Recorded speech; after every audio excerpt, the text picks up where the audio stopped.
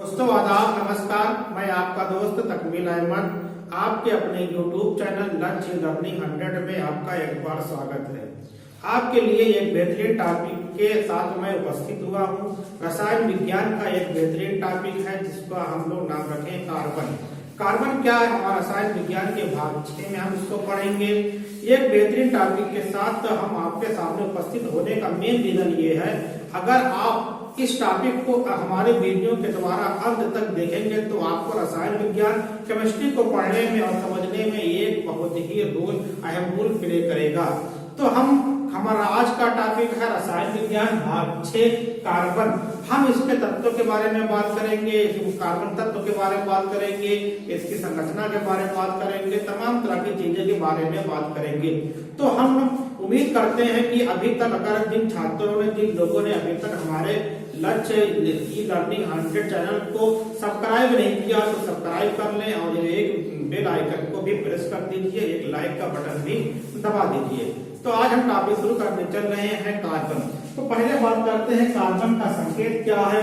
तो कार्बन का संकेत होता है, कार्बन का संकेत होता है कैपिटल सी होता है। क्या होता है? कार्बन कैपिटल सी होता है। नीचे 6 लिखा रहता है, ऊपर क्या लिखा रहता है? कार्बन का 12 लिखा रहता है। जो नीचे 6 होता है इसको परमाणु क्रमांक कहते हैं। इसको क्या कहते हैं? परमाणु क्रमांक कहते हैं। इसको कहते हैं परमाणु भार। ये क्या है? परमाणु भार हो गया। तो क्या हुआ कि कार्बन का परमाणु क्रमांक कितना है? कार्बन का परमाणु क्रमांक 6 है। परमाणु भार क्या है? परमाणु भार 12 है। अगर पूछता है कार्बन कौन से परिवार का तत्व है तो कौन से ब्लॉक का तत्व है, तो कार्बन क्या है कि कार्बन पी ब्लॉक का तत्व है। पी ब्लॉक का तत्व है। और कार्बन क्या होता है? कार्बन एक अधातु। कार्बन क्या है? एक अधातु है, नॉन मेटल है। ये क्या है? अधातु है। तो ये सिंपल हो गया। कार्बन का परमाणु क्रमांक कितना है? 6 है। परमाणु भार कितना है? 12। कार्बन कौन से ब्लॉक का तत्व है? कार्बन पी ब्लॉक का तत्व है। कार्बन क्या है? कार्बन अधातु है। तो हम लोगों ने ये देखा कार्बन के बारे में देखा कि कार्बन क्या है कि कार्बन होता क्या है। अब हम बात करेंगे कि अब हम बात करें कार्बन है क्या कि प्रकृति में कार्बन एक ऐसा तत्व है प्रकृति में सबसे ज्यादा अगर किसी के कंपाउंड किसी के यौगिक पाए जाते हैं तो वो कार्बन है। अगर आपसे पूछता है प्रकृति में कौन से तत्व के सबसे ज्यादा यौगिक मिलते हैं, मैक्सिमम कंपाउंड किसके होते हैं? मैक्सिमम कंपाउंड्स कार्बन के होते हैं। और फिर क्या होता है कि हम जितनी भी वस्तु अपनी डेली लाइफ में या दैनिक जीवन में जितना इस्तेमाल करते हैं उसमें क्या होते हैं? कार्बन होते हैं। जैसे अगर हम इसके प्रयोग के बारे हम प्रयोग किसका करते हैं? अगर हम प्रयोग शक्कर का करते हैं तो इसमें भी क्या होता है? कार्बन होता है। अगर हम प्रयोग करते हैं कपड़े का प्रयोग करते हैं तो इसमें भी कार्बन होते हैं। अगर हम लोग प्रयोग शक्कर को कपड़े का हुआ, पेट्रोल का प्रयोग करते हैं तो भी क्या हुआ? कार्बन का होता है। डीजल का प्रयोग करते हैं तो भी क्या होगा कि कार्बन के प्रयोग होते हैं। तो इसमें देख रहे हैं कि हमारे दैनिक जीवन में हम जितनी भी चीजें प्रयोग करते हैं सभी में क्या होते हैं? सभी में कार्बन उपस्थित होते हैं। अब यहाँ पर हमारा एक होगा। अब हम बात करेंगे कि कार्बन के बारे में बात करेंगे कि कार्बन का हमने क्या निकाला? कार्बन परमाणु की संरचना। कार्बन परमाणु का कार्बन परमाणु की संरचना। तो हम लोग देखेंगे कि परमाणु क्रमांक कितना होता है? 6 होता है। इसकी पहली कक्षा में आपका 2 इलेक्ट्रॉन होता है और दूसरी कक्षा में कितने इलेक्ट्रॉन होते हैं? दूसरी कक्षा में 4 इलेक्ट्रॉन होते हैं। तो अगर हम लोग देखें कि अगर हमारा ये क्या है, ये हमारा पहली कक्षा है, K है और L है। दूसरी कक्षा क्या है? L है। तो पहली कक्षा में 2 इलेक्ट्रॉन हो गए और दूसरी कक्षा में 4 इलेक्ट्रॉन। 2 2 3 4।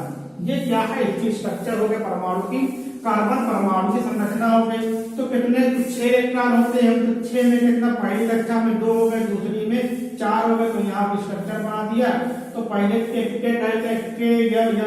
को आगे नहीं बढ़ना है, तो पहली कक्षा में 2 हो गए, दूसरी कक्षा में 4 हो गए। ये परमाणु, कार्बन परमाणु का स्ट्रक्चर हो गया। अब हम लोग बात करेंगे कि कार्बन क्या होता है, कि अब हम लोग बात करेंगे कार्बन कितनी अवस्था में मिलता है।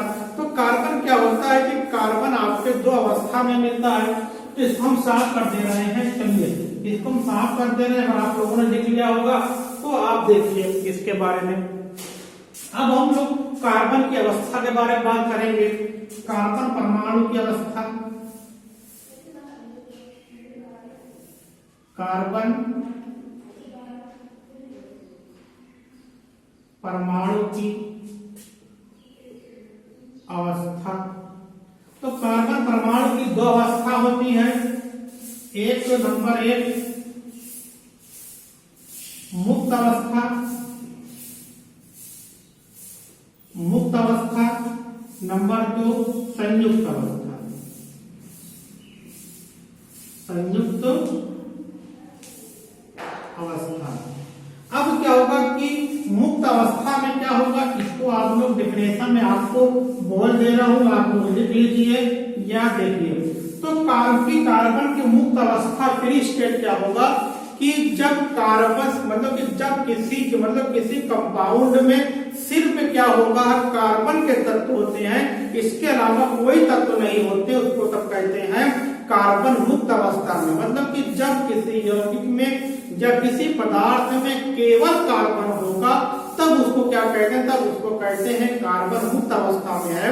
जैसे क्या होता है, कार्बन मुक्त अवस्था में क्या मिलेगा, नंबर 1 आपका हीरा मिलेगा, आपका हीरा होगा, डायमंड होगा, फिर आपका ग्रेफाइट होगा, ग्रेफाइट ये भी क्या है, कार्बन की मुक्त अवस्था में है।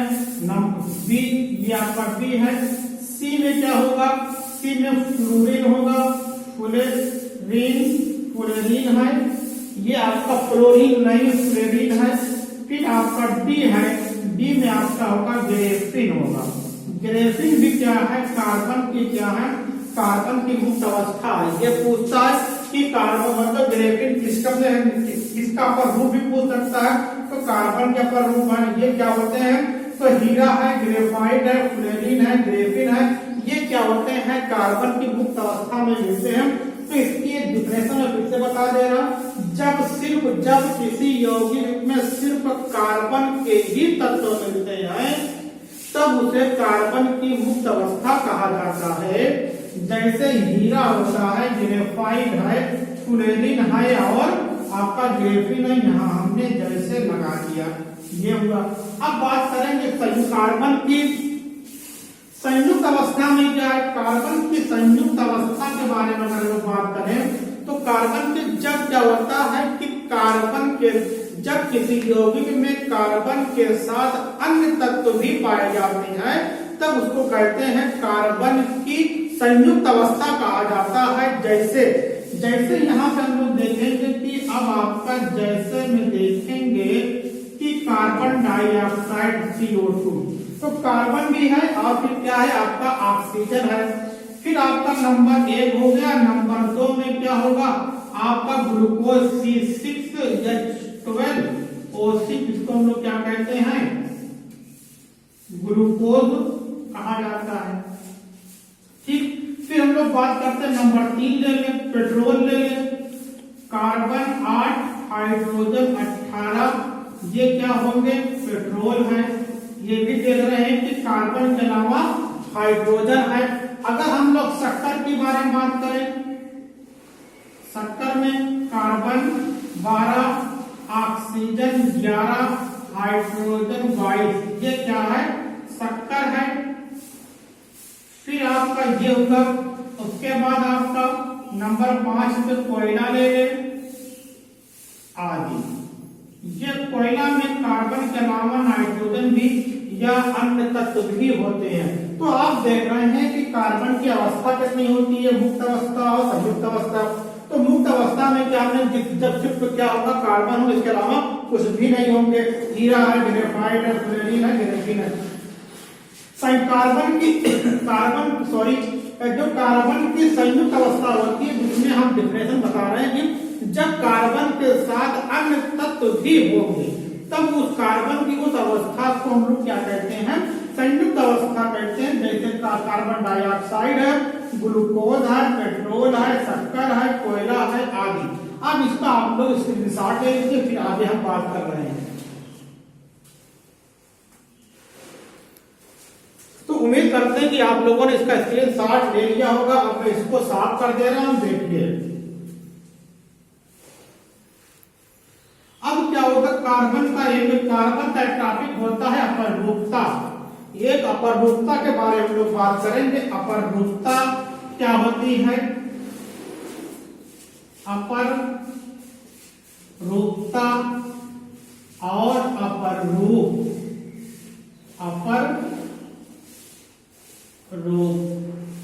देखिए इसको क्या होता है कि अपरूपता और अपरूप क्या होता है, इसको आपको बहुत अच्छे से समझना है।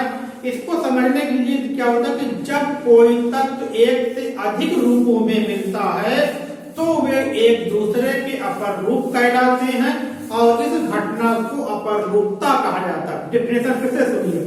जब कोई तत्व एक से अधिक रूपों में मिलता है तो वे एक दूसरे के अपरूप कहलाते हैं और इस घटना को अपरूपता कहते हैं। तो यहाँ पे हमने क्या है, अपरूपता और अपरूप। ये डिफिनेशन आपको बहुत इंपॉर्टेंट, फिर से सुनिए।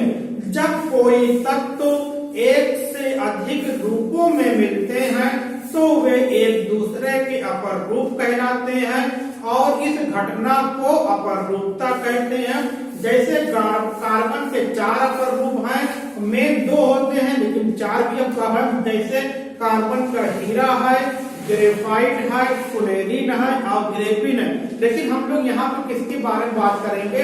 यहाँ पे हम बात करेंगे कि सिर्फ डायमंड की और ग्रेफाइट के बारे में बात करेंगे। तो हम देखते हैं कि अब यहाँ हमने क्या लिख दिया, इसके अपरूप लिख रहे हैं। कौन कौन है? आपका हीरा है, ये इसके अपरूप है। ग्रेफाइट है, ये इसके अपरूप है। फ्लोरीन है, ये इसके अपरूप है। ग्रेफिन है, ये इसके ग्रेफिन भी क्या इसके अपरूप है। लेकिन यहाँ पर हम लोग क्या करेंगे, जो अब क्या होगा कि हम इसके लिए बात करेंगे। यहाँ पर हीरा के बारे में बात करेंगे, हीरा और ग्रेफाइट के बारे में बात करेंगे। अब यहाँ पे हम क्या देखेंगे कि जो हीरा क्या है, हीरा आपका क्या है, अगर क्वेश्चन पूछता है कि हीरा और ग्रेफाइट में कौन सुचालक है कौन कुचालक है। देखिए सुचालक उसको मतलब कि हीरा क्या होता है, हीरा आपका कि हीरा कुचालक है। कुचालक क्यों होता है कि जब किसी परमाणु की कोई इलेक्ट्रॉन फ्री नहीं होगा, कोई इलेक्ट्रॉन मुक्त अवस्था में नहीं होगा, तो वो क्या होगा कि विद्युत के लिए कुचालक होगा। तो हम लोग कार्बन क्या होता है, हम जानते हैं कि कार्बन जो होता है मतलब कि कार्बन में क्या होता है, बाइलिक मतलब कक्षा में 2 और 4। तो हम लोग यहाँ ने क्या किया कि कार्बन बना दिया, इसकी बाइलिक कक्षा में 4 इलेक्ट्रॉन होते हैं। तो हमने क्या किया कि 4 इलेक्ट्रॉन बना दिया। फिर कार्बन से कार्बन लगा होता है, हमने यहाँ पे कार्बन लगा दिया, यहाँ पे कार्बन लगा दिया, यहाँ पे कार्बन लगा दिया, यहाँ पे कार्बन। ये वाला इस कार्बन का इलेक्ट्रॉन है, इस कार्बन का इलेक्ट्रॉन है। हमने क्या किया, इसको इस तरीके से बाइंड कर दिया। ये क्या बन गया, इस तरीके से हमने इसको बाइंड कर दिया। अब देख रहे हैं कि क्या इस तरीके से कार्बन एक दूसरे से जुड़े होंगे। इसको बोलते हैं सहसंयोजक बंध। सहसंयोजक बंध बोलते हैं। इंग्लिश क्या होती है, कोवैलेंट बॉन्ड। अब कोवैलेंट बॉन्ड क्वेश्चन आता है कि हीरे में कौन से बंध होते हैं कार्बनों के मध्य, तो सहसंयोजक बंध होते हैं, जिसको कहते हैं इसमें कोवैलेंट बॉन्ड होते हैं। और फिर क्या होता है, इस तरीके का स्ट्रक्चर होता है। और फिर क्या होता है कि जो हीरा होता है, हीरा कुचालक होता है। क्या होता है, कुचालक होता है। ठीक, इसमें धारा का प्रवाह नहीं होते हैं। हीरा क्या होता है, पारदर्शी होता है, एक चीज हमने देखा, पारदर्शी होता है। फिर क्या होता है, अति कठोर होता है, अति कठोर होता है। फिर क्या होता है, इसका गलनांक मेल्टिंग पॉइंट, इसका गलनांक उच्च होता है, गलनांक उच्च होता है। ये हुआ। अब यहाँ पे देख रहे हैं कि हीरा क्या है, इसकी संरचना बहुत मेन है। हीरे की संरचना होती है टेट्राहेड्रल, इसको बोलते हैं चतुष्कोणीय, चतुष्कोणीय। इसकी संरचना कैसी होती है, चतुष्कोणीय। इंग्लिश में क्या होती है, टेट्राहेड्रल, टेट्राहेड्रल इसका स्ट्रक्चर होता है। तो ये क्या होगा कि ये हमने देखा कार्बन का स्ट्रक्चर कैसा होता है, टेट्राहेड्रल होता है, जिसकी हिंदी क्या होती है, चतुष्कोणीय होती है, गलनांक उच्च होते हैं। फिर क्या, अति कठोर होते हैं, पारदर्शी होते हैं और कुचालक होते हैं। कुचालक क्या होते हैं, क्योंकि इसमें कोई मुक्त इलेक्ट्रॉन नहीं होता है। अब बात करेंगे हम लोग, बात करेंगे कि अब बात करने चल रहे हैं हम लोग कि ग्रेफाइट की। तो ग्रेफाइट क्या होता है कि ग्रेफाइट का स्ट्रक्चर देखें तो ग्रेफाइट का स्ट्रक्चर कैसे होता है। ये कार्बन ये है, इसका इलेक्ट्रॉन हो गया, इसका इलेक्ट्रॉन हो गया, इसका इलेक्ट्रॉन हो गया, ये इसका इलेक्ट्रॉन होगा। अब फिर क्या होता है कि यहाँ पे हमने कार्बन लगा दिया, कार्बन लगा दिया, कार्बन लगा दिया, इसका इलेक्ट्रॉन हो गया, ये इसका इलेक्ट्रॉन हो गया, इसका इलेक्ट्रॉन, ये इससे बॉन्ड बना लिया, साथ संयोजक बॉन्ड बना लिया। इसमें क्या होता है, ये वाला इलेक्ट्रॉन क्या होता है, मुक्त इलेक्ट्रॉन होता है। क्या होता है, मुक्त इलेक्ट्रॉन है, मुक्त इलेक्ट्रॉन है। ये फ्री इलेक्ट्रॉन होते हैं। इसी मुक्त इलेक्ट्रॉन होने के बिना पे क्या होता है कि ग्रेफाइट क्या होता है, सुचालक होता है। यही अगर देखो ये इससे बॉन्ड कर गया, मैं इससे बॉन्ड बनाएंगे, इससे बॉन्ड बनाएंगे, इससे बॉन्ड, लेकिन ये वाला इलेक्ट्रॉन, चौथा इलेक्ट्रॉन किसी से बॉन्ड, किसी से बंध नहीं बनाता है। और इसी बंध न बनने के बिना पे क्या होता है, ये मुक्त इलेक्ट्रॉन है, फ्री इलेक्ट्रॉन है। तो क्या होता है कि ये ग्रेफाइट क्या होता है, ग्रेफाइट विद्युत के सुचालक होते हैं, सुचालक। अब यहाँ पे मैं एक बात, फिर ये सुचालक है। अब अगर कोई पूछता है कि हीरे और ग्रेफाइट में अंतर ये है कि हीरा कुचालक है लेकिन ग्रेफाइट क्या है, कि आपका सुचालक है, तो ये आप कहेंगे कि वो इसलिए सुचालक है क्योंकि ग्रेफाइट में एक इलेक्ट्रॉन मुक्त होता है और जिसमें इलेक्ट्रॉन मुक्त होते हैं वो धारा के प्रवाह में सहायक होते हैं, उसी के द्वारा धारा का विपरीत दिशा में धारा बहती है। अब फिर क्या होता, और क्या होता, इसके मुकाबले ये अति कठोर है, ये इसके क्या होते हैं, मुलायम होते हैं। ये थोड़ा उसके मुलायम होकर सॉफ्ट होते हैं। फिर क्या होगा, इसका इस्तेमाल कहाँ पे करते हैं, इसका इस्तेमाल पेंसिल बनाने में, पेंसिल की नोक बनाने में, पेंसिल की नोक बनाने में किया जाता है। ये क्या थी, ये हम देने देखा ग्रेफाइट सुचालक है, मुलायम है, हमने इसके बारे में देख लिया। इसे काला शीशा भी कहते हैं, इसे ग्रेफाइट को काला शीशा भी कहा जाता है, काला शीशा भी कहते हैं। तो इतनी चीजें हम लोगों ने देखा।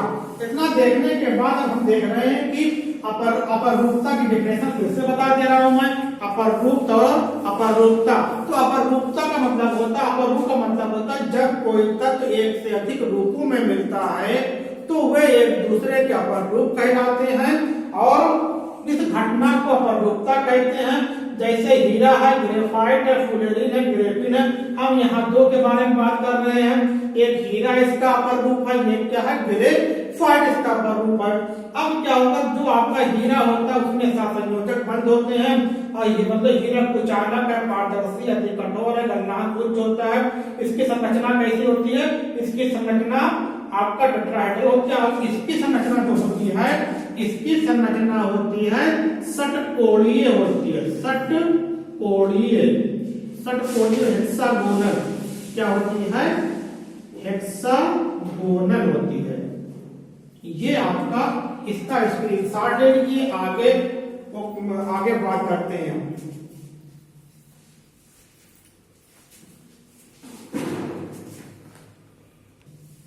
आगे देखते हैं कि हम लोग क्या कि संयुक्त रूप कार्बन के। तो कोयला जो कोयला होता है, तो कोयला क्या होता है, कार्बन का संयुक्त रूप होता है। हम लोगों ने उसमें पढ़ा था कि कार्बन डाइऑक्साइड होते हैं, पेट्रोल होते हैं, डीजल होते हैं, शक्कर होते हैं, ग्लूकोज होता है, कोयला। तो हम लोगों ने क्या किया कि कोयले के बारे में स्पेशल कोयले के बारे में पढ़ेंगे, क्योंकि कोयले से क्वेश्चन आपका आता है। तो यहाँ पे लिखा है कि कोयले में क्या मिलता है कि कार्बन भी होता है, हाइड्रोजन भी होता है, नाइट्रोजन भी होते हैं, सल्फर भी होते हैं। क्या कहते हैं इसको, हम लोग क्या कहते हैं, सल्फर को गंधक भी कहते हैं। फिर क्या है, फास्फोरस पाया जाता है। Carbon, hydrogen, nitrogen, sulphur, phosphorus भी पाया जाता है। अब क्या होता है कि जो आप नाम सुनते होंगे अलग अलग प्रकार के कोयले का नाम सुनते होंगे, जैसे यहाँ पे क्या एंथ्रेसाइट का नाम सुना होगा, एंथ्रासाइट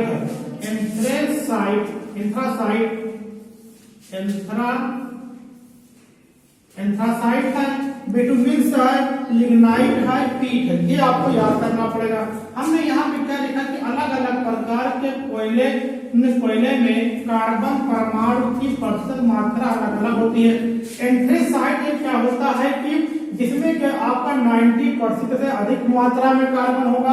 फिर बिटुमिन में क्या ये आपको ये पूछता है कि एंथ्रेसाइट में कार्बन की मात्रा कितनी होती है, 90% होती है। फिर बिटुमिन में कितनी होती है, 45 से 90, उसी का आधा कर देंगे, 45 से 90% या 90% तक कार्बन की मात्रा होती है। फिर क्या होता है, लिग्नाइट में कितनी होती है, 25 से लेकर 30% तक होती है। पीट में कितना होता है, 27%। इससे कम भी, इससे अधिक नहीं होते हैं, इससे अधिक नहीं हो सकते, इससे कम हो सकते, कार्बन होता है। तो इसको आप लोग अच्छे तरीके से इसका स्क्रीनशॉट ले लेंगे या इसके बारे में लिख लेंगे। एक क्वेश्चन आता है कि शुष्क बर्फ क्या होता है। तो जो कार्बन डाइऑक्साइड ठोस होता है, ठोस कार्बन डाइऑक्साइड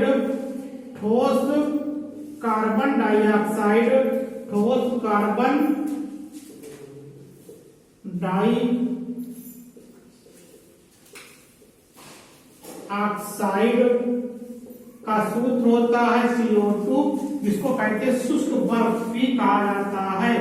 शुष्क बर्फ, ये अगर क्वेश्चन पूछता है शुष्क बर्फ का सूत्र क्या है, तो क्या बताओगे, कार्बन डाइऑक्साइड बताओगे। यही क्या होता है, ठोस कार्बन डाइऑक्साइड को क्या कहते हैं, शुष्क बर्फ कहा जाता है।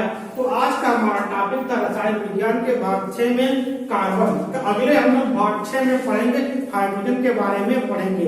तो हम आप लोग इसका स्क्रीनशॉट ले लीजिए, फिर आगे बात करते हैं। तो उम्मीद करते हैं कि आप लोगों ने इसकी स्क्रीनशॉट ले लिया होगा। अगर आपको कोई कमियां लगती है तो हमारे कमेंट बॉक्स में इसका कमेंट करिए। और इसमें कि अगर जिन लोगों ने अभी तक हमारे चैनल को सब्सक्राइब नहीं किया तो सब्सक्राइब कर दीजिए, बेल आइकन को प्रेस कर दीजिए और एक लाइक भी कर दीजिए। Okay, thanks.